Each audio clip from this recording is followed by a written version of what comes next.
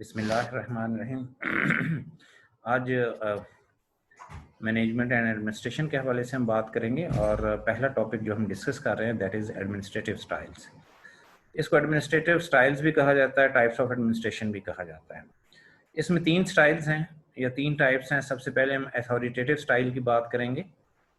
It is an administrative style which resembles with dictatorship. ये dictatorship से मिलता जुलता स्टाइल है। आपको पता है डिक्टेटरशिप में बहुत सख्ती होती है और जो डिक्टेटर होता है वो सिर्फ अपनी बात मनवाता है, किसी की बात नहीं सुनता और बहुत सख्ती जो है इस स्टाइल के अंदर होती है। तो देखते हैं इसके फीचर्स जो हैं वो क्या क्या हैं।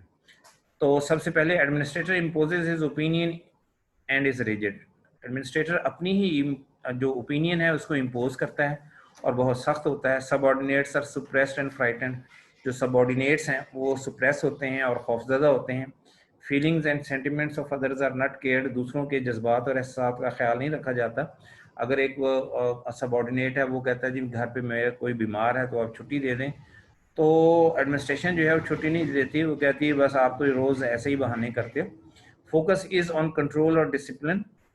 फोकस जो है इसका कंट्रोल और डिसिप्लिन के ऊपर है। Principle is that boss is always right. इसका प्रिंसिपल ये है कि बॉस जो है वो हमेशा दुरुस्त है।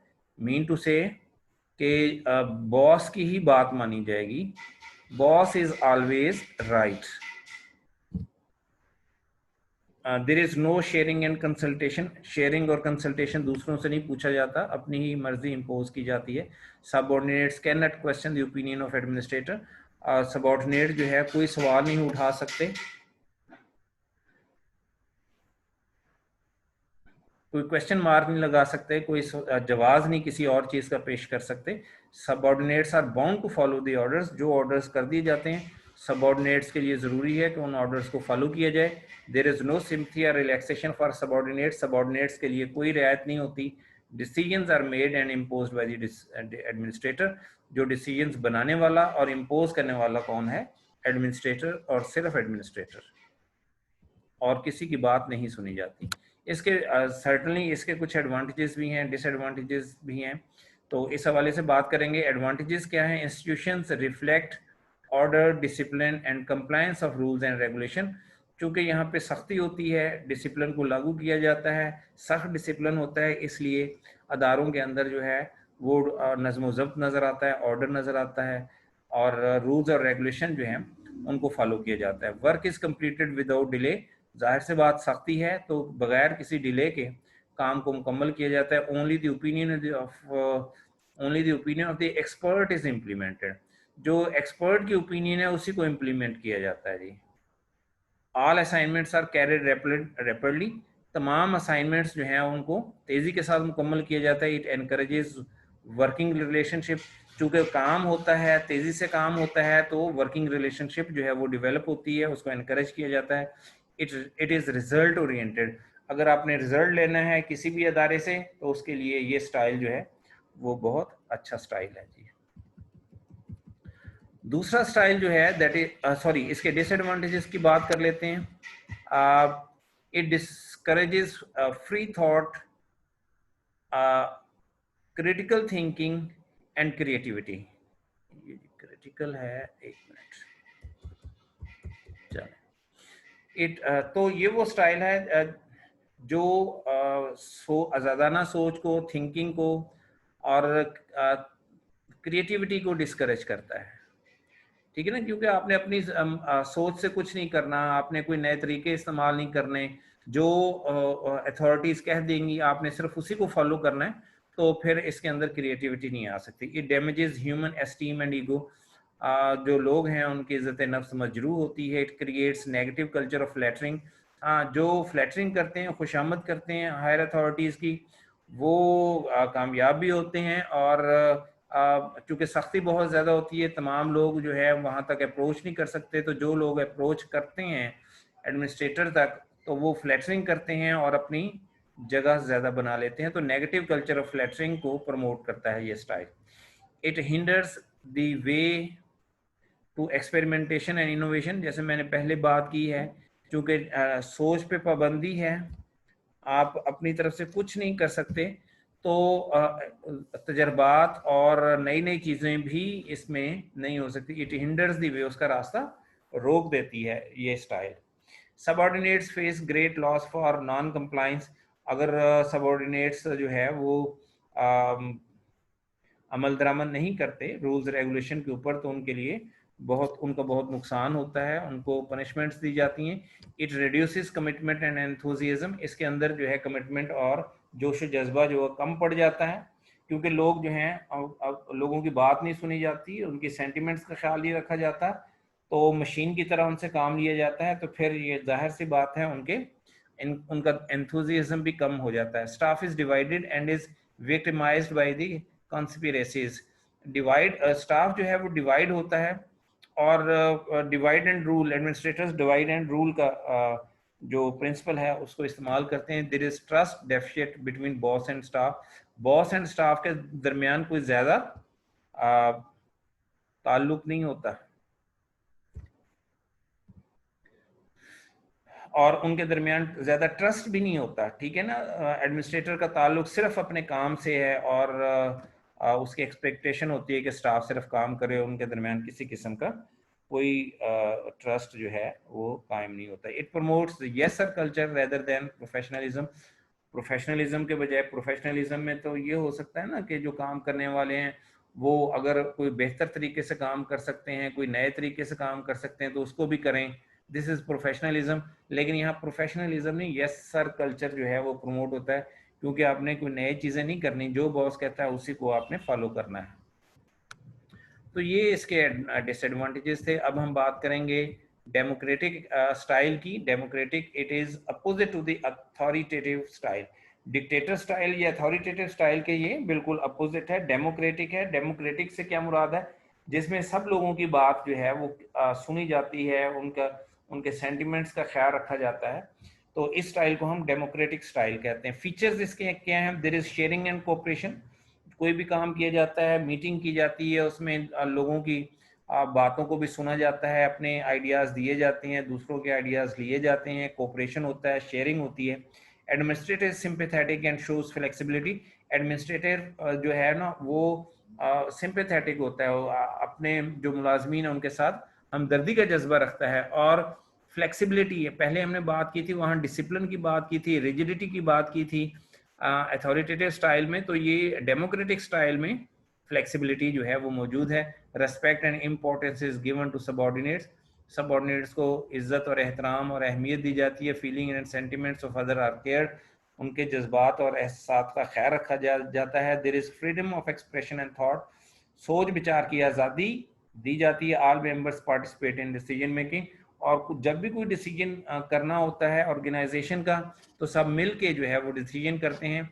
The responsibility of achieving the task is collective. और टास्क को हासिल करने की जो जिम्मेदारी सबके ऊपर आती है कि सबने इस टास्क को अचीव करना है, जबकि पहले जो है टारगेट की जो जिम्मेदारी थी वो सिर्फ एडमिनिस्ट्रेटर के ऊपर थी। Powers are delegated and shared. Power जो है सिर्फ एडमिनिस्ट्रेटर के पास ही नहीं होती, वो औरों को भी दी जाती हैं। फॉर एग्जांपल, एक टीचर को कहा, स्कूल के अंदर एक टीचर को कहा जाता है जी वो आप टाइम टेबल बना लें, आप को-करिकुलर एक्टिविटीज़ का जो है उसको देख लें, आप जो है वो गेम्स वगैरह को देख लें। तो इस तरीके से पावर्स जो हैं वो डेलीगेट की जाती हैं, जिम्मेदारियां और पावर्स डेलीगेट की जाती हैं। इस स्टाइल के एडवांटेजेस क्या हैं? All members feel responsible for achieving target. क्योंकि सबके सलाह मशवरे से होता है, तो तमाम जो मेंबर्स हैं वो जिम्मेदारी महसूस करते हैं कि वो टारगेट को अचीव करें। Decisions are collectively made and members work hard to achieve. क्योंकि ये डिसीजन सब मिलकर करते हैं, इसलिए तमाम जो मेंबर्स हैं वो जान की बाजी लगा देते हैं ताकि इन टारगेट्स को अचीव किया जाए। और पहले हमने कहा था कि एंथुजिज्म कम होता है, यहाँ चूंकि डिसीजन खुद करते हैं तो सबके अंदर एंथुजिज्म ज्यादा होता है। It paves the way for alternative leadership by delegation of power. For example कुछ टीचर को जो है वो टाइम टेबल की और एक आधी जिम्मेदारी और दी जाती है, वो उस जिम्मेदारी को पूरा करता है, तो उसके अंदर भी लीडरशिप क्वालिटीज पैदा होती हैं। तो ये वो स्टाइल है जिसमें दूसरे लीडर्स भी पैदा हो सकते हैं। It promotes creative environment which leads toward progress. ये ऐसा एनवायरनमेंट, क्रिएटिव एनवायरनमेंट को प्रमोट करता है जिसके ज़रिए फिर तरक्की होती है। It promote self control. Yes, जो पिछला स्टाइल था ना ऑटोक्रेटिक या अथॉरिटेटिव, उसके अंदर जो है सख्त डिसिप्लिन था और कंट्रोल जो है वो कहाँ से आता था? एडमिनिस्ट्रेटर से कंट्रोल आता था, वही चीज़ों को कंट्रोल करता था through his rigidity and discipline. तो यहाँ पे सेल्फ कंट्रोल है, क्योंकि रिजिडिटी इतनी नहीं है तो सेल्फ लोग खुद जो है वो टाइम पे आते हैं, टाइम पे जाते हैं और अपना काम करते हैं। तो सेल्फ कंट्रोल है। It reduces distance between subordinates and administrator. Subordinate और एडमिनिस्ट्रेटर का दरमियान फासला कम होता है, क्योंकि शेयरिंग होती है, एक दूसरे का ख्याल रखा जाता है, सेंटिमेंट्स का ख्याल रखा जाता है, तो फासला कम होता है। It enhances motivation among the members of the staff. तो मोटिवेशन में इजाफा होता है। जब ये सारे फीचर्स जो हैं वो मौजूद होंगे तो जाहिर सी बात है क्या होगा, जो एम्प्लॉयज हैं वो मोटिवेटेड होंगे। ये दूसरा स्टाइल था जी। अब तीसरे इसके डिसएडवांटेजेस की बात करते हैं। Sometime freedom cross it's boundaries. Yes, sometimes जो है जो आज़ादी दी जाती है लोग उसका गलत फ़ायदा उठाते हैं, काम नहीं करते। Difference of opinion creates problem. जब डिफरेंट, आपने देखा होगा मीटिंग्स होती हैं, अगर कोई एक बात कर रहा है, कोई उसको अपोज कर रहा है, तो वो मीटिंग जो है वो मछली मंडी बन जाती है और कोई डिसिप्लिन और किसी की आवाज़ और किसी की बात, किसी की सोच का नहीं पता चलता। तो इससे प्रॉब्लम्स जो हैं वो क्रिएट होते हैं। Every person gives more importance to his own ideas and ignores the opinion of the expert. हर शख्स अपनी बात को ज़्यादा अहमियत देता है और जो माहिरीन की राय है उसको इग्नोर वो हो जाती हैं। It promotes negative criticism.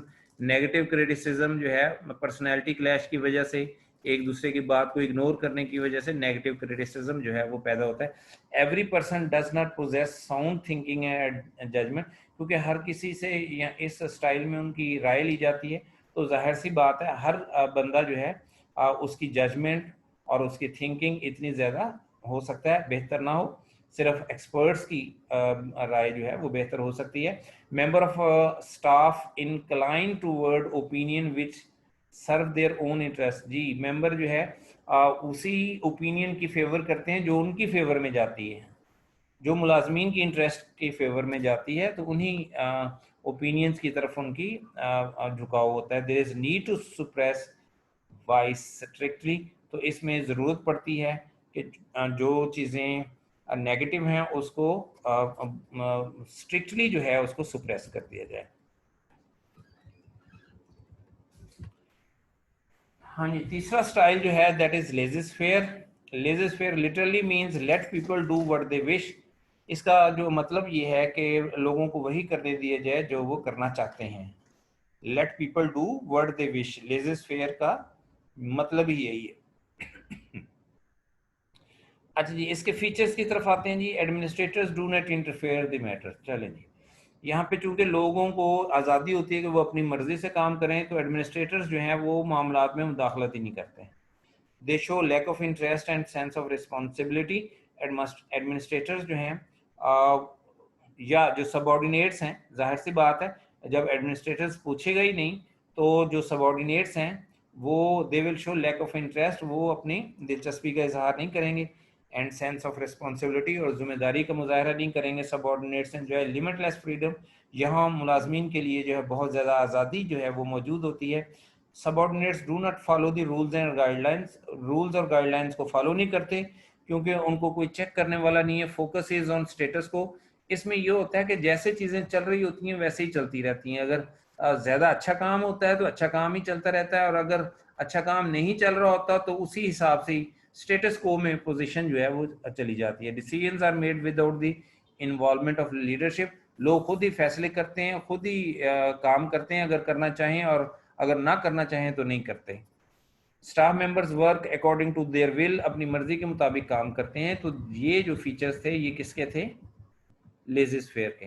Advantages क्या हैं? Laissez faire style of administration favours the institution और organisations with highly professional members who are responsible, expert and experienced.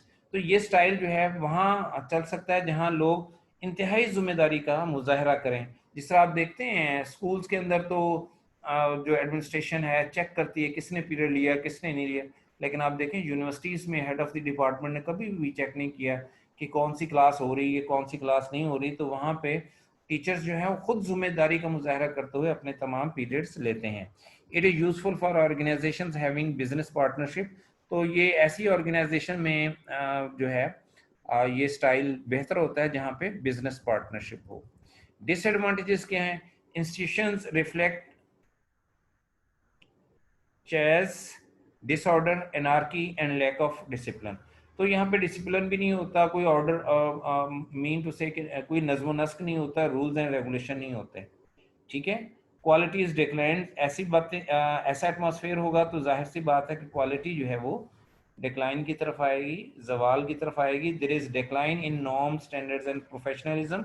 इसी तरीके से प्रोफेशनलिज्म में भी कमी आती है, मेयार में भी कमी आती है। This style of administration deteriorates the system, ये सिस्टम की तबाही का बायस बनता है। It promotes pressure groups which negatively influence the head of the institution. अगर ये एनवायरनमेंट होगा तो इसके अंदर प्रेशर ग्रुप्स बनते हैं, छोटे छोटे लोगों को गिरोह बनते हैं, वो अपने मुफादात की खातर जो है वो एक दूसरे के साथ भी लड़ते हैं और फिर जो है वो हेड के ऊपर भी या एडमिनिस्ट्रेटर के ऊपर भी असरअंदाज होने की कोशिश करते हैं। तो ये 3 स्टाइल थे जी जो हमने जिनका जिक्र किया, डिक्टेटर या अथॉरिटेटिव स्टाइल, दूसरा डेमोक्रेटिक स्टाइल और तीसरा लेज़र फेयर। अच्छा जी, दूसरा टॉपिक जो है जिस पे बात करते हैं that is the administrative process. इसको एडमिनिस्ट्रेटिव प्रोसेस भी कहते हैं या नीचे आप देख रहे हैं जो कंपोनेंट्स ऑफ द एडमिनिस्ट्रेशन भी कहते हैं। तो ये क्या है कंपोनेंट्स ऑफ द एडमिनिस्ट्रेशन? आप मुख्तलिफ किताबें देखेंगे तो इसके अंदर मुख्तलिफ आपको कंपोनेंट्स नजर आएंगे। यहाँ हम 5 कंपोनेंट्स की बात करेंगे, एडमिनिस्ट्रेटिव प्रोसेस कह लें या कंपोनेंट्स ऑफ द एडमिनिस्ट्रेशन। तो ये क्या क्या हैं जी? प्लानिंग है, ऑर्गेनाइजिंग है, डायरेक्शन है, कोऑर्डिनेशन है और कंट्रोलिंग है। ये 5 जो है कंपोनेंट्स जो है वो किस चीज़ के हैं? एडमिनिस्ट्रेटिव प्रोसेस के। अच्छा, अब हम देखते हैं कि ये प्लानिंग से क्या मुराद है, इससे ऑर्गेनाइजिंग से क्या मुराद है, डायरेक्टिंग, कोऑर्डिनेटिंग और कंट्रोलिंग से क्या मुराद है। तो प्लानिंग आप लोग जानते हैं, the key to efficient school administration is planning. Planning implies the work out of the broad outline from the beginning to the end while planning school administrator should clear. अच्छा जी, इसमें सबसे पहली बात तो ये है कि प्लानिंग के अंदर क्या चीज़ शामिल है कि जब भी हम किसी चीज़ की प्लानिंग करते हैं तो हम एक ब्रॉड आउटलाइन बना लेते हैं।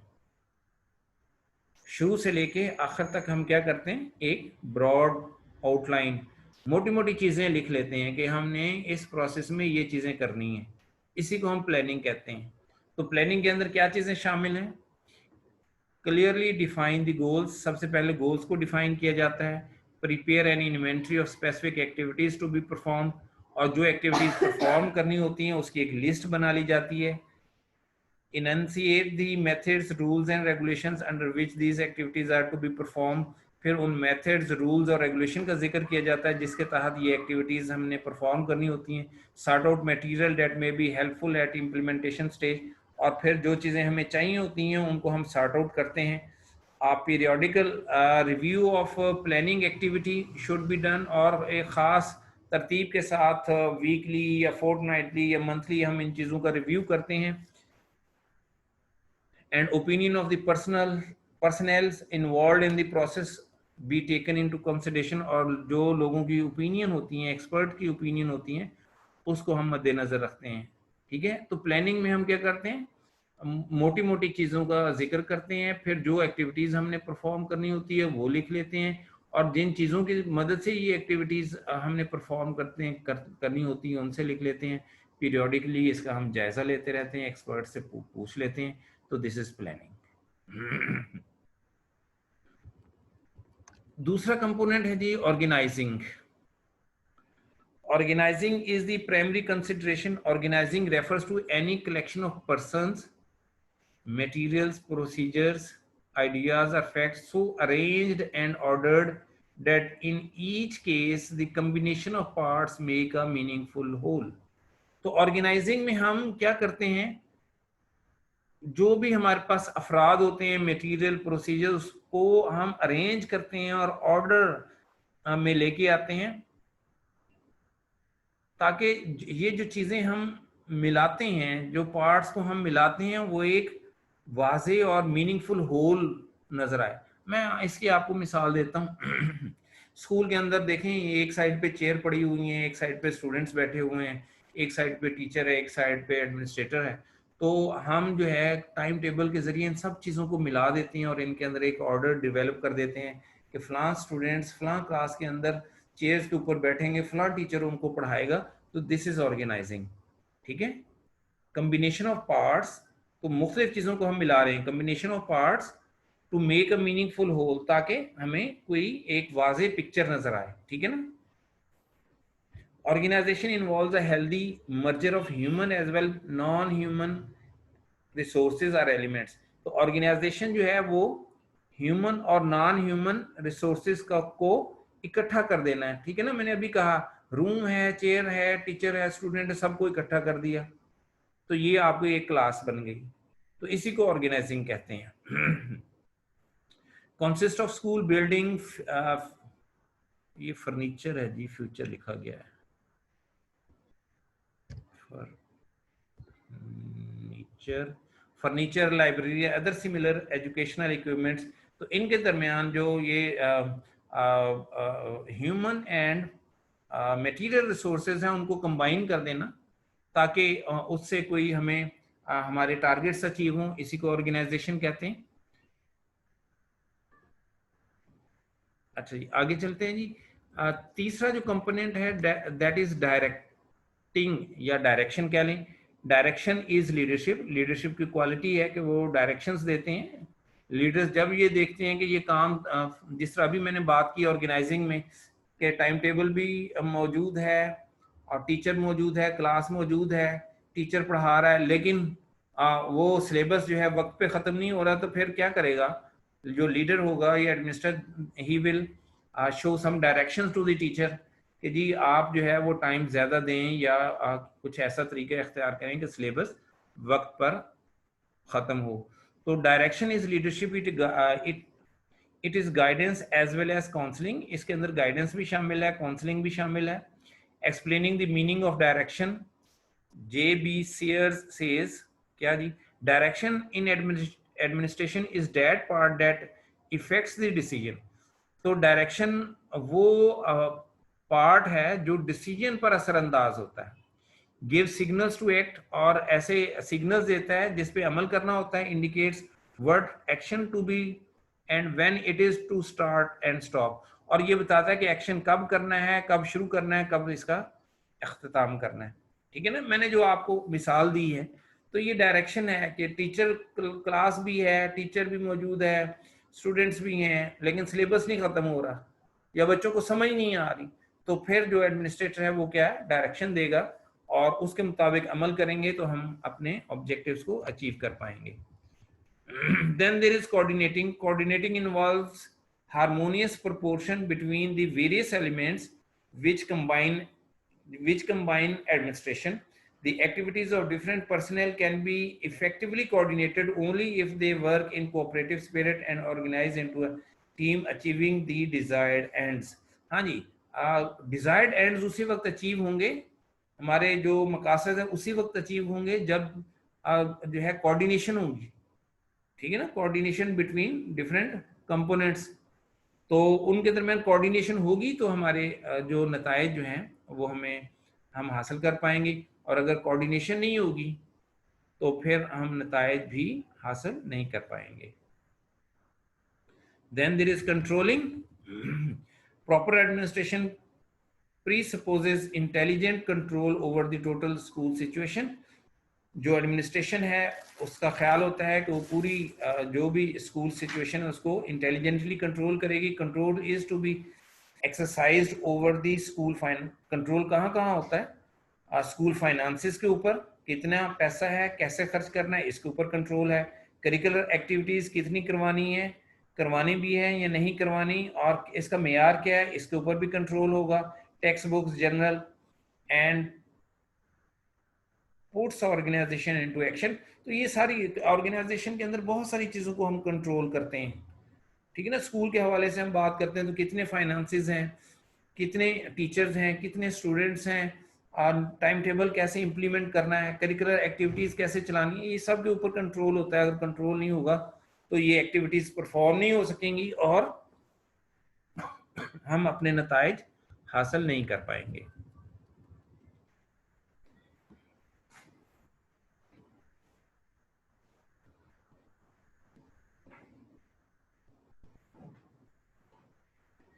हाँ जी, तीसरा टॉपिक है, इंपॉर्टेंट है, एमसीक्यूज आते हैं इन तीनों टॉपिक्स में से आते हैं। तो तीसरा जो टॉपिक हम डिस्कस करने जा रहे हैं that is theories of management. Theories of management में सबसे पहले हम बात करेंगे साइंटिफिक मैनेजमेंट थ्योरी की। This theory was presented by Frederick W Taylor. ये टेलर ने ये थ्योरी जो है वो प्रेजेंट की है। He gave the idea to run the organisation in scientific way, और उसका ख्याल था कि ऑर्गेनाइजेशन को साइंसी अंदाज में चलाया जाए। The principles of this theory are, देखें ये जितनी भी थ्योरीज हम यहाँ डिस्कस करेंगे उसके कुछ फीचर्स होंगे, कुछ प्रिंसिपल्स होंगे हर थ्योरी के, तो उसी प्रिंसिपल से ही वो थ्योरी बनती। और इस थ्योरी का ताल्लुक किस चीज से है? Working in a scientific way, साइंसी तरीक़ेकार के मुताबिक काम करने का काम करने से है। The principles of this theory, इसके प्रिंसिपल्स के हैं। देखें इस थ्योरी को चूंकि हम साइंटिफिक मैनेजमेंट थ्योरी के कहा है, तो इसमें कुछ ऐसी चीज़ें ज़रूर होंगी जिसको हम कहेंगे कि ये साइंटिफिक वे है। अच्छा जी, देखते हैं जी इसके फीचर्स क्या हैं। All work should be done in limited time, तमाम जो काम है उसके लिए एक मखसूस वक्त होना चाहिए। The work done should be measured accurately, ठीक हो गया ना, ये मेजरमेंट और एक्यूरेसी की बात जो है वो साइंसेस और प्रैक्टिकल्स के अंदर की जाती है, एक्सपेरिमेंट्स के अंदर की जाती है। तो काम जो है उसको सही सही अंदाज में उसकी मेजर किया जाना चाहिए और एक्यूरेटली मेजर किया जाना चाहिए। This aims at how a piece of work could be done effectively. अगर एक खास वक्त दिया जाता है और उसके अंदर वर्क काम की पैमाइश भी की जाती है और सही पैमाइश की जाती है, तो जाहिर सी बात है काम जो है वो बेहतर अंदाज में होगा। तो this was the first principle. Management should take the responsibility for planning the work. इस थ्योरी के मुताबिक जो प्लानिंग की जिम्मेदारी है वो मैनेजमेंट की है। Worker should be made to execute the task, और वर्कर्स का काम जो है कि वो काम जो है उसको परफॉर्म करें, काम एग्जीक्यूट करें, काम करेंगे। अच्छा, management should be trained and should be taught to apply scientific principles of management and control. देखें जी, मैंने इसके अंदर जो है मैनेजमेंट जो है वो ट्रेंड होनी चाहिए, और जाहिर सी बात है अगर वो ट्रेंड होगी तो साइंटिफिक प्रिंसिपल्स का इतलाक कर सकेगी, और अगर वो खुद ट्रेंड नहीं है तो साइंटिफिक प्रिंसिपल का इतलाक नहीं कर पाएगी। अच्छा, ये साइंटिफिक प्रिंसिपल्स का इतलाक करना कहाँ पे है? In selection and training of workers, कि जब वर्कर्स को सिलेक्ट किया जाए, उनको ट्रेन किया जाए, तो उसमें हमें साइंटिफिक प्रिंसिपल्स का ख्याल रखना चाहिए। Wages should be according to output, और वेजेस तनख्वाह की सूरत में नहीं होना चाहिए, और वेजेस जो उजरत है वो आउटपुट जो भी काम करने वाला है जो काम करेगा उसके मुताबिक उसकी वेजेस जो है वो दी जाएंगी। तो this theory aimed at lowering the unit cost by increasing the efficiency of management. तो इस थ्योरी का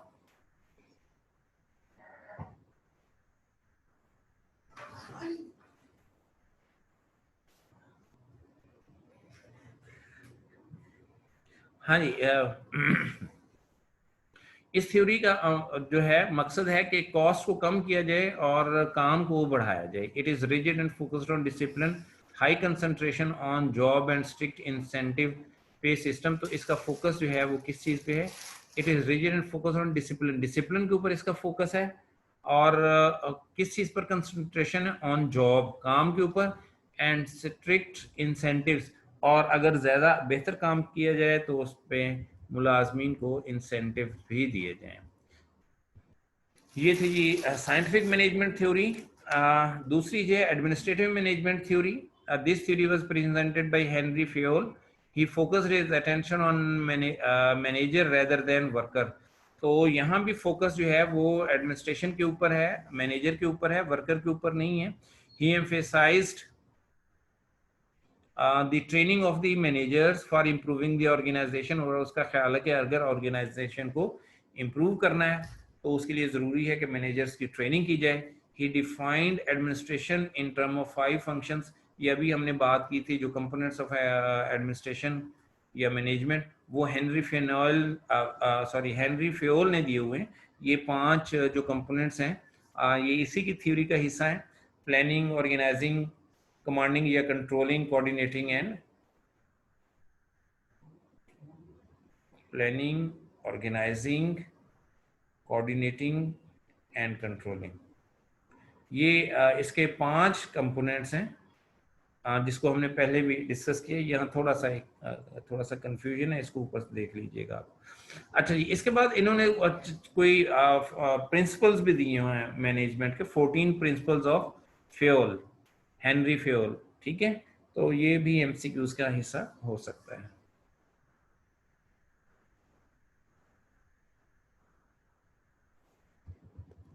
अच्छा जी, नेक्स्ट जो है थ्योरी है बिहेवियरल मैनेजमेंट थ्योरी, और इसका this theory was put forward by Elton Mayo. Elton Mayo ने ये थ्योरी पेश की. He was of the view that production depends on the way people are treated. उसका ख्याल है कि जिस तरीके से आप लोगों को ट्रीट करेंगे आपकी प्रोडक्शन जो है उसी हिसाब से ही होगी. He focused on 5 concepts as under behavioural management theory. का ताल्लुक जो है जाहिर सी बात है जैसे इसके नाम से नजर आ रहा है बिहेवियर के साथ होगा. अगर आपका रवैया जो मुलाजमीन होंगे, वर्कर्स होंगे, उनके साथ बेहतर होगा तो प्रोडक्शन भी ज़्यादा होगी, और अगर आपका रवैया उनके साथ बेहतर नहीं होगा तो आपकी प्रोडक्शन भी ज़्यादा बेहतर नहीं होगी. तो 5 कॉन्सेप्ट्स जिसका उन्होंने कहा है वो क्या क्या हैं जी? मोरल है, ग्रुप डायनामिक्स. मोरल के आप दूसरों को मोटिवेट कैसे करते हैं. ग्रुप डायनामिक्स, लोग अगर ग्रुप में काम कर रहे हैं तो ग्रुप आप कैसे बना रहे हैं.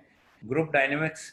डेमोक्रेटिक सुपरविजन, अगर आप लोगों को सुपरवाइज कर रहे हैं तो सिर्फ ये नहीं देखना कि काम हो रहा है या नहीं हो रहा, बल्कि उनको समझाना है कि अगर वो काम नहीं कर पा रहे तो किस तरीके से वो बेहतर तरीके से काम कर पाएंगे.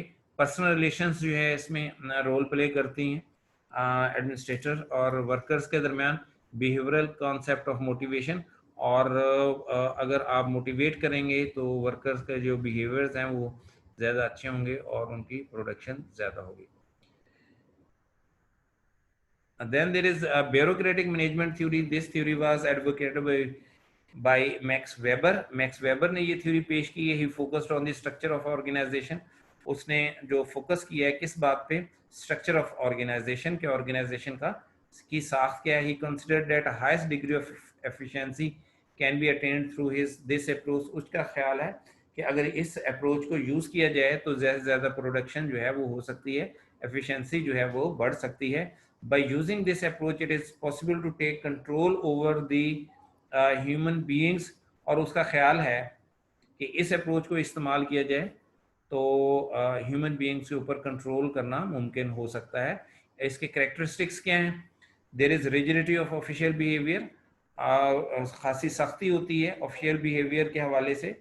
जो एडमिनिस्ट्रेटर्स हैं उनका रवैया खासा सख्त होता है. There is resistant to adoption of innovation and change. जिस तरह हमने पहले बात की थी कि जब नई चीज़ नहीं कर पाएंगे, कोई थिंकिंग नहीं होगी, तो जाहिर सी बात है चीज़ों के अंदर इनोवेशन और चेंज नहीं आएगी. स्टेटस को चलता है इस सूरत हाल में. तो यहाँ भी रिजिडिटी ऑफ बिहेवियर है और कोई इनोवेशन और चेंज नहीं, कोई एक्सपेरिमेंटेशन नहीं, कोई नई सोच नहीं है. This is rigidity of rules and regulation. Rules और रेगुलेशन जैसे हैं उनको वैसे ही अप्लाई किया जाता है. The decision is taken by hierarchy of officers and officials. Decision जो है वो ऊपर से किए जाते हैं. जो हायरार्की है, सबसे बड़ा एडमिनिस्ट्रेटर, उससे छोटा, ये सब लोग जो हैं वो डिसीजंस लेते हैं. There is levelling of talent.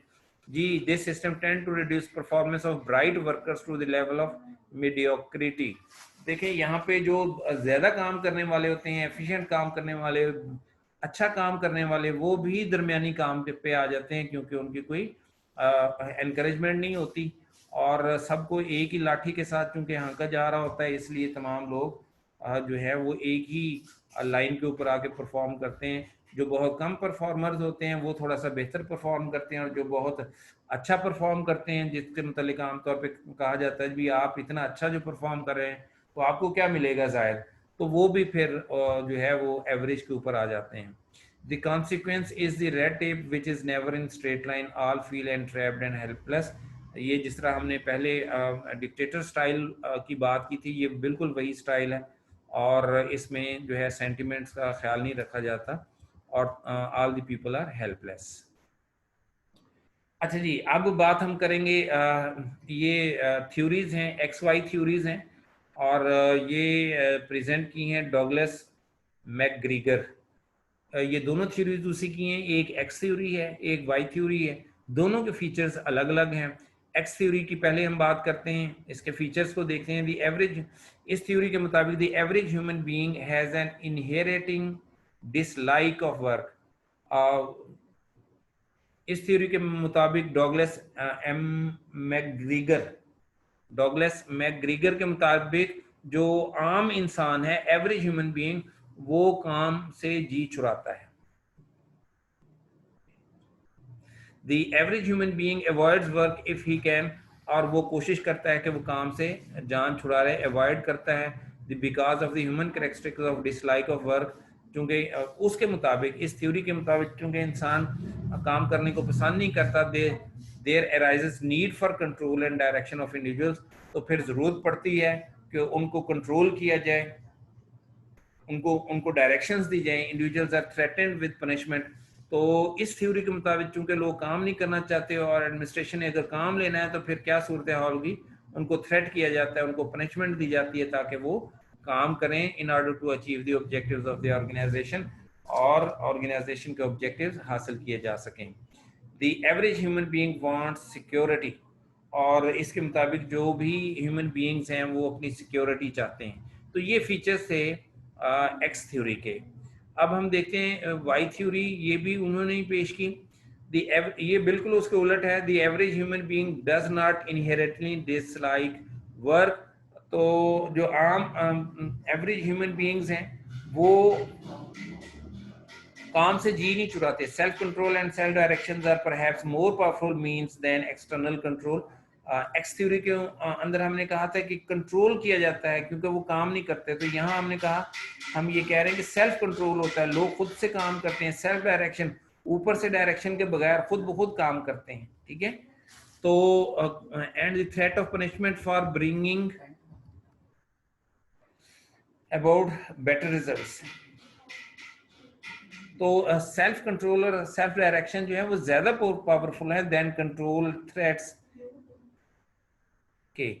ठीक हो गया ना, कि थ्रेट्स और कंट्रोल के बजाय लोग खुद ब खुद काम करना पसंद करते हैं। Self actualisation is the highest level need of worker. Worker खुद शनासी जो है कि हाँ जी मैं ज्यादा काम करूंगा तो मैं, मेरी ज्यादा पहचान होगी, तो ये वो स्लोगन है जिसपे वो ज्यादा से ज्यादा काम कर सकते हैं या करते हैं।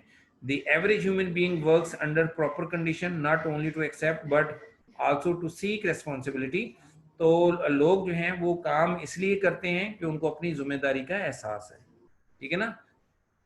तो जो एक्स थ्योरी थी वहां हम कहते हैं लोग काम से जी चुराते हैं, इसलिए उनसे जबरदस्ती काम करवाने के लिए कंट्रोल और थ्रेटनिंग और पनिशमेंट की जरूरत है। यहाँ हम कहते हैं कि नहीं, जो लोग हैं वो काम करना चाहते हैं और किस तरीके से करेंगे, बाय सेल्फ कंट्रोल और सेल्फ डायरेक्शन से, ठीक है, और अपने नाम और काम की पहचान के लिए,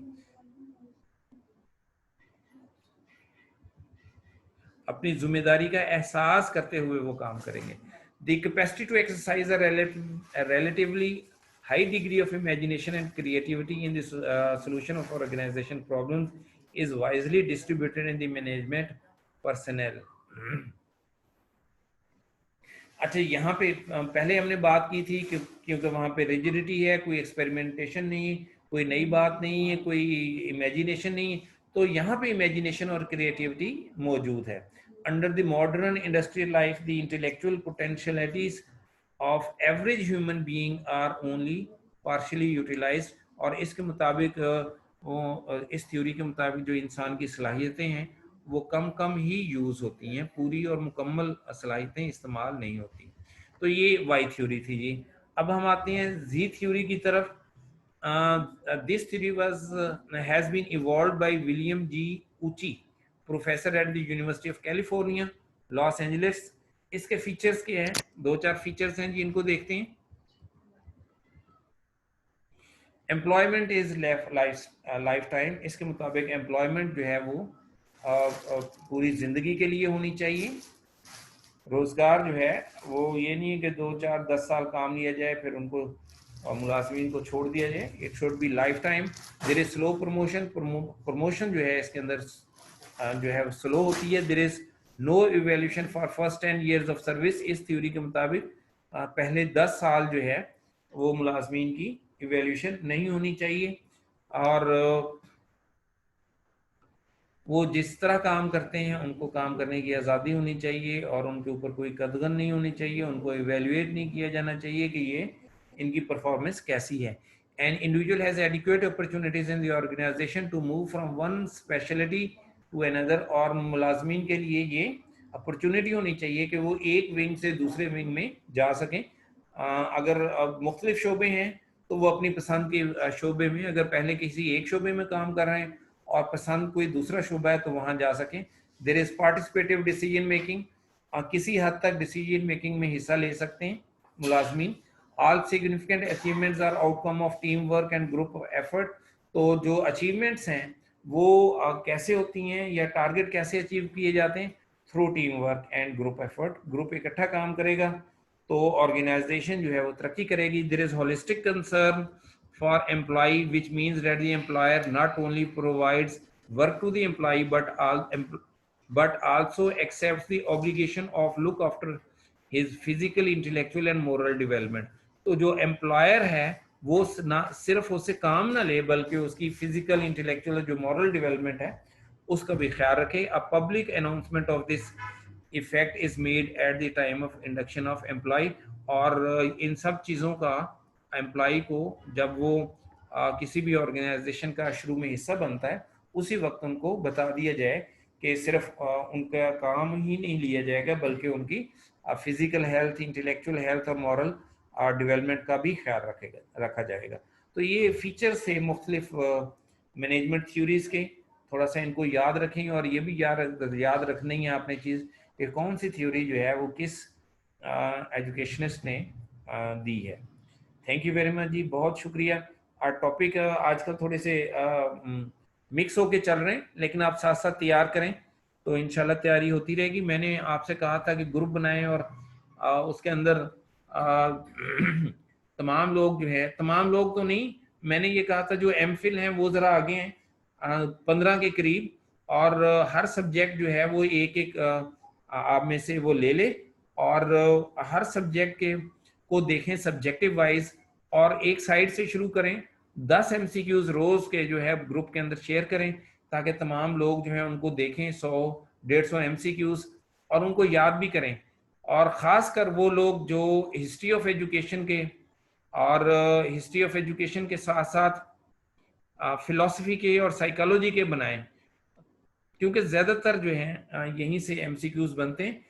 तो ध्यान से और ज़्यादा से ज़्यादा, for example history of education से बाज़ का पूरे का पूरा पेपर हिस्ट्री ऑफ एजुकेशन से आ जाता है और पॉलिसी से।